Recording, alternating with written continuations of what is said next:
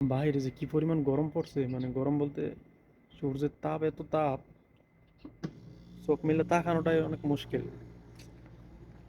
তো আজকে জুমার নামাজ পড়তে যেতেছি। আজকে জুমার নামাজ পড়তে যেতেছি বন্ধু।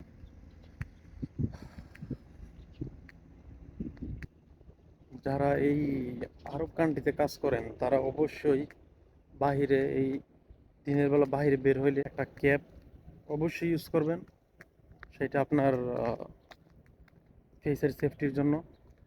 আর একটা হইতেছে সানগ্লাস। অবশ্যই একটা কালো চশমা ইউজ করবেন। কালো চশমাটা ইউজ করবেন কারণ কি, আপনার চোখকে প্রোটেকশন করার জন্য। এখানে যে পরিমাণ সূর্যের তাপ, আপনার চোখের যেই লিকুইড থাকে, টিয়ার, এই পানিটাকে শুকায় দেয়, অল্প সময়ের মধ্যে শুকায় দিতে পারে। আর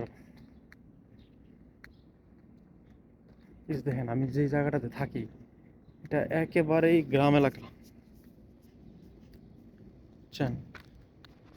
একেবারেই গ্রাম এলাকা আমি যেই এলাকাটাতে থাকি।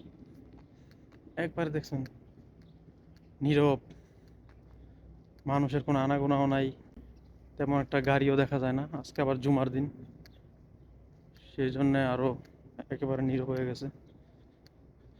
এই যে আমি জুমার নামাজ যে পড়তে যেতেছি, এই যে রাস্তার আমার পিছনে দেখেন একটা নিম গাছ দেখা যাইতেছে। তো অনেকে বলে সৌদি আরব গাছগাছালি হয় না, মরুভূমির দেশ। তো আমি এখানে আসার পরে যেটা দেখছি, মানে এখানে যাই লাগান না কেন আপনি, সেটাই আপনার খুব ভালোভাবে ফলন হয়।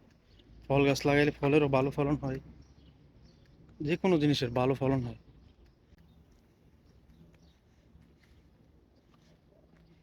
তো যারা ভাবেন মরুভূমির দেশে ফসলাদি হয় না, এটা তাদের ভুল ধারণা। হয়তোবা একটা সময় হইতো না, কিন্তু এখন ঠিকই হয়।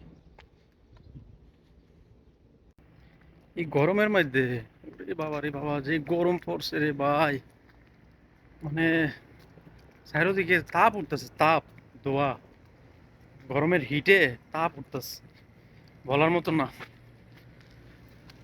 তো আসেন, আইসা পড়ছি নামাজ পড়া, আলহামদুলিল্লাহ জুমার নামাজটা